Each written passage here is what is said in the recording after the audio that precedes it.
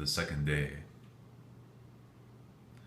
I stand looking north, but when I look over to the east, I see the keep, and then I see the ancient ruin. The site has been revealed to show that if I can defeat 3 orcs, I can recruit any one unit for free. It's tempting, but the unit offer isn't especially attractive right now, and I wouldn't be able to recruit magic familiars there anyways. One thing that I forgot to do in an earlier round was to take a skill token from Norawas and add it to the skills offer whenever I had powered up. I really wish I would have done that now, because when I revealed the skill token, it was, I think, one of the best skills in the game, maybe the best skill in the game, Bonds of Loyalty. Bonds of Loyalty allows you to recruit any one unit for 5 less influence, and you also add 2 regular units to the offer. If I would have had that, if I would have known that that was in the offer earlier, I could have played my enemy faction token, the Tome of Relearning, in order to allow myself to discard Beguile, take Bonds of Loyalty, and recruit the golems. Maybe it's for the best though. I think for now, I will save the Tome of Relearning until we get into a later round when there are stronger units in the offer after the core tiles have been revealed. At that point, I'll play the Tome of Relearning in order to gain Bonds of Loyalty. For now though, I've chosen the tactic card Rethink, and the dummy player has taken Mana Steal. I normally love Mana Steal, so I'm sorry to see it go, but at the same time, I really want to discard my wound, my spell, and determination so that I can gain 3 other cards, hopefully cards that provide me movement and some basic attack so that I can take the keep. Let me do a quick shuffle and see what I can draw. The cards I will discard are Mana Bolt, my wound, determination, and I will draw concentration,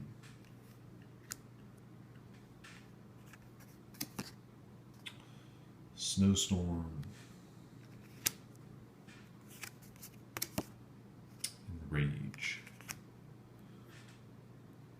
So I still don't have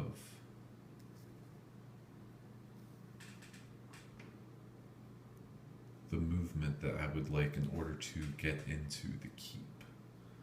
Before I do anything, let me shuffle these back into my deck. Here's my new hand. What I'm going to do now, instead of trying to enter the keep, I'm just going to play both swiftness cards for a total movement of 4 to allow me to move into this hill. Then I'm going to stop.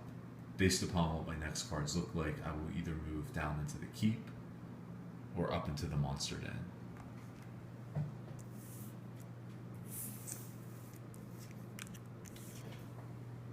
After I discard these, I draw back up, draw movement, and tremor. Very interesting. Over to the dummy player. He draws 1, 2, 3.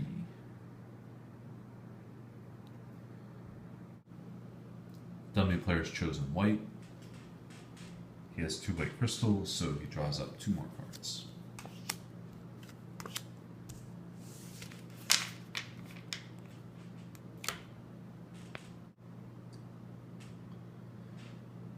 If I am able to move into either the monster den or into the keep,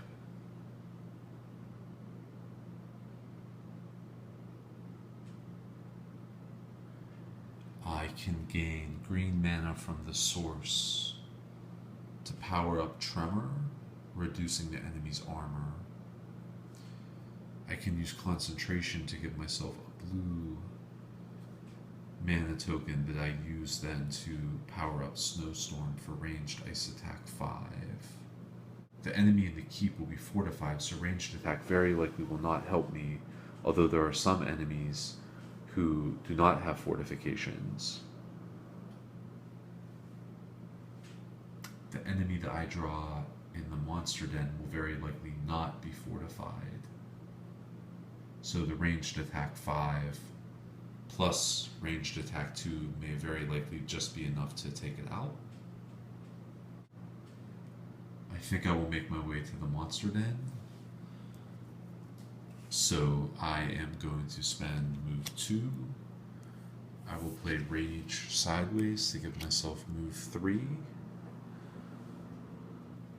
which allows me to move into the monster den. The text of the Monster Den card says that while unconquered, you may enter a Monster Den as your action for the turn. If you do, draw a brown enemy token to fight. If you fail to defeat it, leave the enemy token face up. Next time a player chooses, he fights this token. And then if you can defeat it, you mark the space as conquered with your shield and gain 2 random mana crystals as your reward. And of course you roll a die to determine what they are. So the first thing that I'm going to do is to see which brown enemy token I'm going to be fighting. One of the new ones from the Shades of Tezla expansion, or one of the originals, or from Lost Legion. So what I'll do is I'll just take this black mana. I'll eventually return this to black to the source. And if I roll red, blue, or black, I will take a new one. If I roll green, gold, or white, I will take one of the originals. Let's see what I come up with. Red. So I take a new one. And again, I'm returning this to black.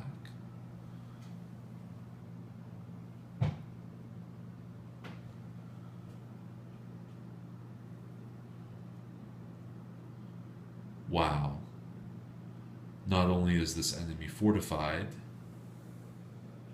which is going to make my use of Snowstorm impossible, he also has physical resistance. He also is a cumbersome enemy, which we can see denoted here by the rock-like symbol. And he also has the brutal ability, meaning that if I do not block his 4 physical attack, it will go through his 8. Like the other enemy from the new expansion I fought earlier, he is from the Elementalist faction. So if I defeat him, I will be able to gain 1 more Elementalist faction token. Let me think about how I can defeat him. Alright, it just barely works out in my favor. What I'm going to do is I'm going to use my crossbowman to provide me block of 3. I'm going to play Tremor sideways to give myself a total block of 4. That does stop his attack. I'm going to use concentration to give myself a blue mana token. And I'll place that blue token on Snowstorm to give myself range ice attack 5. Because it's ice attack, it goes through with its full effect, whereas a physical attack would not, and it does defeat this enemy. Because I've defeated the enemy, I'm going to claim the 2 random mana crystals. Again, the text on the card tells us roll a mana die 2 times to determine their color. If gold is rolled, you choose. If black, you get fame 1. Okay, so again, I'll take the black die, eventually returning this as black. First I roll white. So I gain 1 white mana crystal. And then green. So I gain 1 green mana crystal as well. And I will return this back to the source as black. I am going to take a token from the Elementalist faction. It looks like this time I've chosen a healing token. Healing herbs, heal 1 or throw away a wound card from your discard pile. That's great. So I'm going to take this, place it beside my other token. I will return the card to the side of the table. And then finally, I will give myself 4 fame.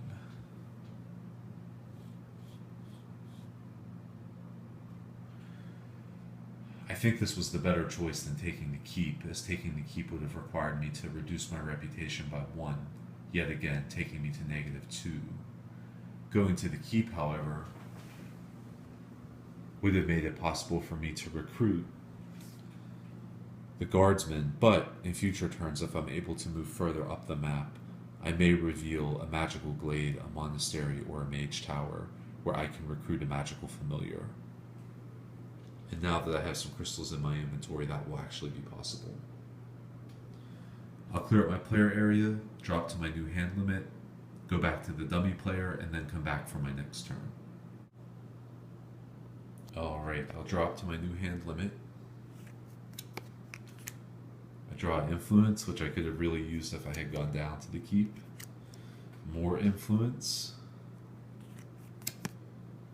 Druidic paths, I definitely need that movement. A wound. And determination. The dummy player draws.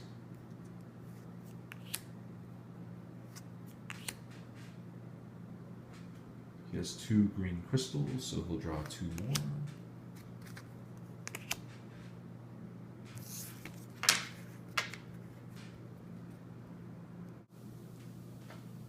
I am going to use my healing herb, which I've just acquired, to heal 1.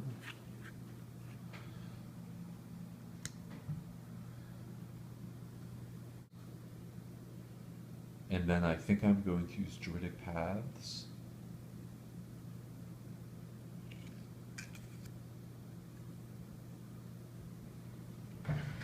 To open up the tile in front of me. This is the last of the countryside tiles.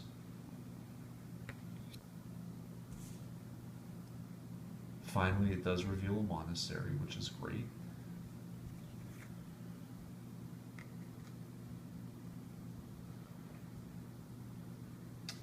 I will take an advanced action card. And I find pure magic, so that's available for purchase for 6 influence.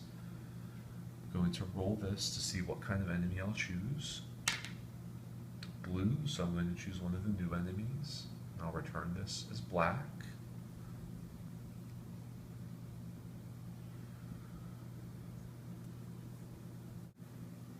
This is an Elven Protector, so I'll add it here.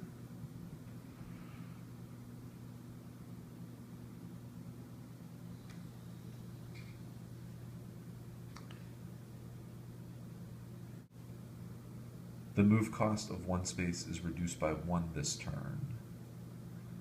So I could move into the Crystal Mine for a movement of 2. But that would require me to play 2 of these cards sideways. I would like to keep my influence so that I'm able to recruit the magic familiars from the monastery. I could get to them by going to the left and recruiting them from the glade.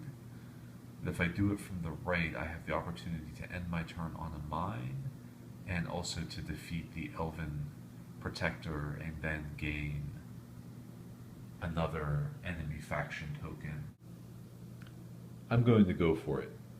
I'm going to play Influence sideways for movement 1, and I'm going to play Determination sideways for movement 1, giving myself the 2 movement necessary to move into the hill, into the Crystal Mine. The move cost of 1 space is reduced by 1 to a minimum of 2, so that works perfectly for me. Because I'm ending my turn there on the blue mine, I will take a blue mana crystal, and I will add the crystal to my inventory. I will go ahead and discard this enemy faction token back to its pile, and I will discard my cards and then draw up to my new hand limit.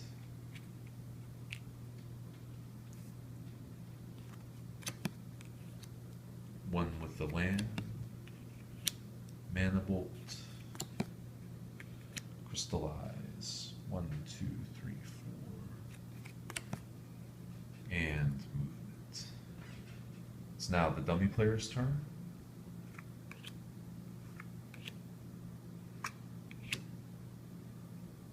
And because he has 2 white crystals, again, he draws up 2 more.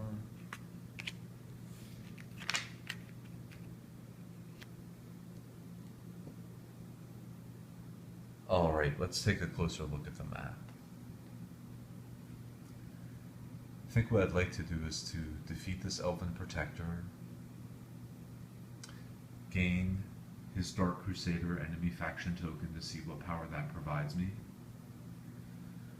and then perhaps move up to the Monastery and recruit the magic familiars, and then possibly on the following turn to burn it down. I do have some movement available to me, so I could consider revealing a tile to my right, but I also might want to save that movement for after the Protector has been defeated to move up into the Monastery. I think that's what I'll do. If I had chose to open up over here on the right, I would also need to make sure that it was not bordering the coastline, as brown tiles cannot border the coastline. I think it would not have. I think the coastline would have been over there. All right, let's take a closer look at the Elven Protector.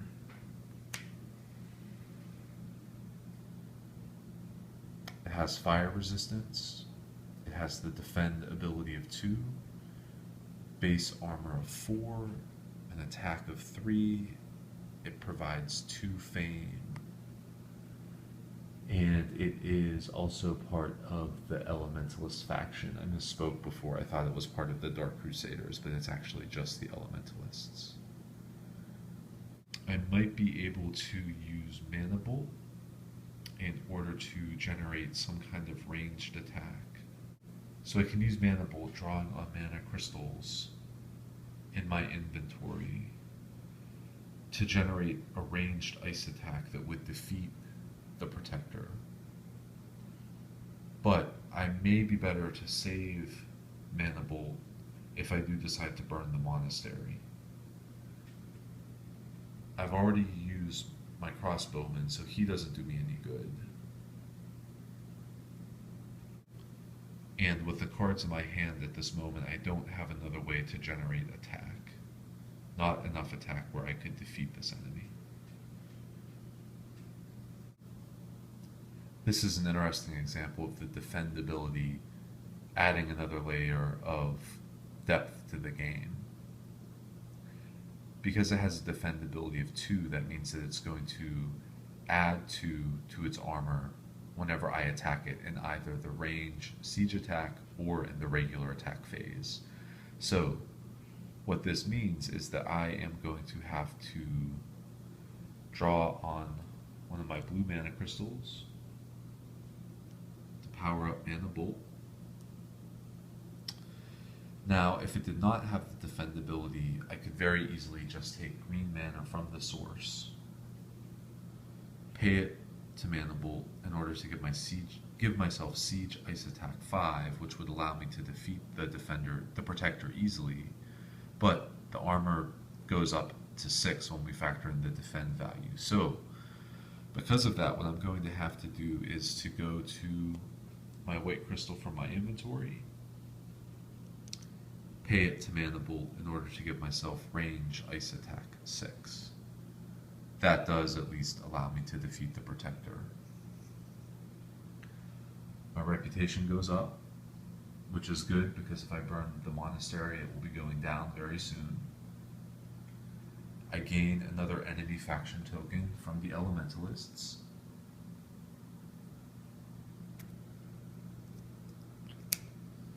I have drawn another healing herb, which is okay. I can keep that because I have already used the other. And I gain 2 fame, which will finally allow me to level up.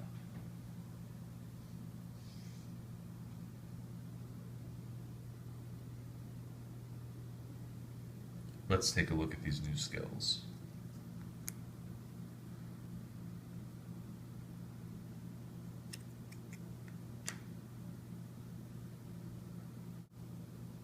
Alright, so these skills aren't particularly different from the skills of other characters that we've seen so far.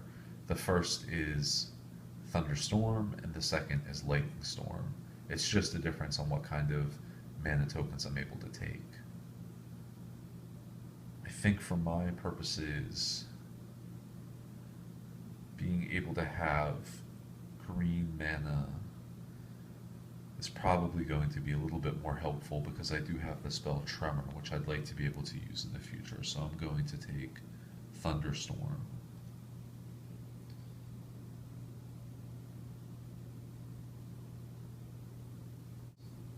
I'll place Thunderstorm in my player area. I will draw another skill from Norwas, which is Motivation, and then I will return the Unclaimed skill. In the future, I will be playing my enemy faction token, the Tome of Relearning,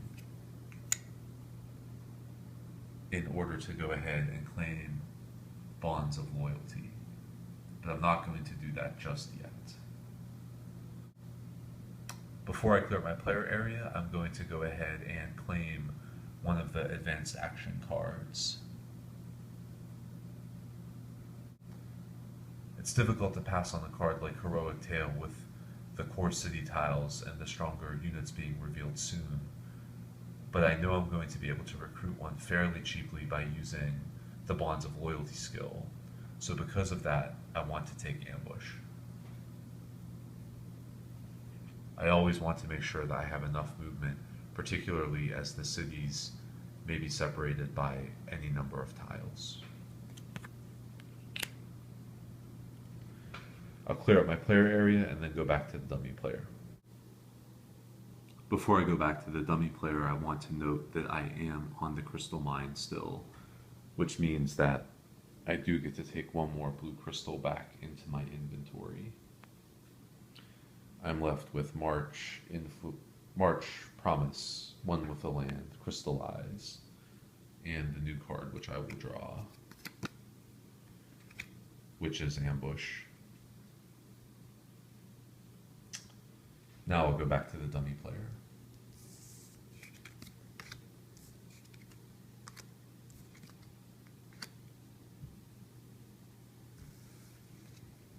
That was his last card, so of course he will announce end of round.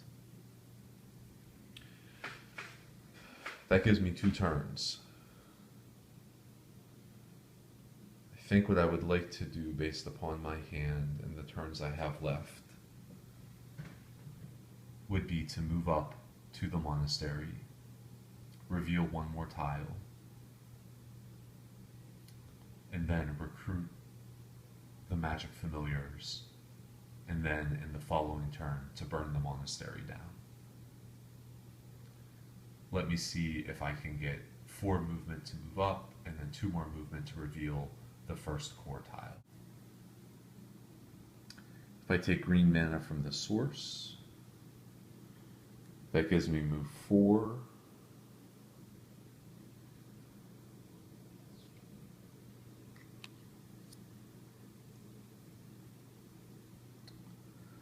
One with the land gives me 2 more movement, which could give me the necessary move 6.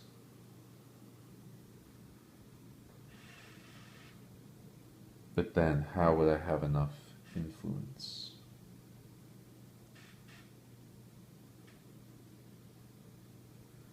I could take my blue mana from my inventory, play it on Crystallize to give myself a white crystal, to give myself influence 4. And then I would be able to use Beguile to go up to influence 7. Minus my -1 reputation would give me influence 6. And I would pay the green crystal in order to gain the magic familiar. Okay, what I'm going to do is I'm going to take this green mana and return it to the source. I am going to play March for its basic effect, one with the land for its basic effect, and Ambush for its basic effect. That provides me with 1, 2, 3, 4, and 5, 6 when I reveal the first core tile, which I will do right now.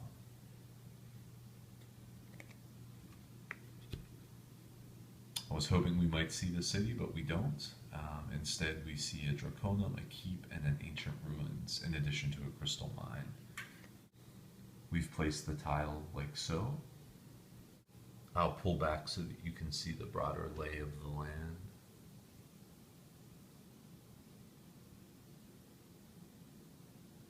Mage Knight really is such a beautiful game because I can't think of anything else that gives you that sense of adventure and exploration. As we look over the land, we can see the various mage towers that we've conquered, the sites where we've conquered rampaging enemies, and now coming up to the very north of the land facing a dragon for the first time. We'll reveal it now. There are 2 different options for the Draconum, so again, we'll roll the die to see what kind we're facing. And we're facing one of the originals. I was kind of hoping we might face one of the new. Alright, it's an enemy with the paralyze ability, so it's pretty deadly. It's the daytime, so we can reveal this ancient ruin face up. It is an altar, and of course our keep, which goes face down. Okay, rather than do something else, I'm just going to take a green mana from the source in order to add a green crystal to my inventory. I'll re-roll the green die. It comes up blue. I'll clear up my player area and draw my new hand.